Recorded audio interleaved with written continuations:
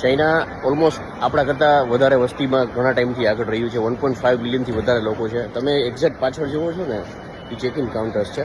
અને check in કાઉન્ટર્સની અંદર કોઈ એવો ભેદભાવ નથી કે કોઈ જેન્ટલમેન હોય કે કોઈ વુમન હોય.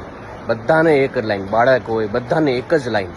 સી કે ટાઈમની પંક્ચ્યુઆલિટીને માને છે. તમને 1 થી 2 મિનિટ 5 મિનિટ તમે આપણે કોઈ એવી વસ્તુ નથી, બટ જે વસ્તીને મેનેજ કરવાનું ડિસિપ્લિન છે ને, એ ચાઇના પાસેથી આપણે શીખીએ. અને આપણા માટે બેસ્ટ રેફરન્સ એ જ છે.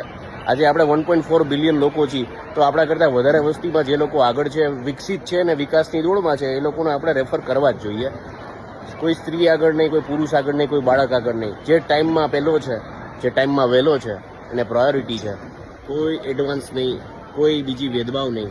અને જે ટાઈમને રિસ્પેક્ટ કરે છે ને, એ ખરેખર આગળ વધે છે. તમે એક્ઝેક્ટલી પાછળ હું તમને એ દેખાડવાની કોશિશ કરું છું કે જેન્ટલમેન હોય, સ્ત્રી હોય, પુરુષ હોય, બાળક હોય, જે વહેલો છે તે પહેલો છે. બીજી કોઈ વાત નહીં, એમાં કોઈ ભેદભાવ નહીં. આ વસ્તુ ખરેખર જો આ શીખી જઈએ ને, તો ક્યાંક ને ક્યાંક ઘણા કલાકો એરપોર્ટ ઉપર બચી શકે છે.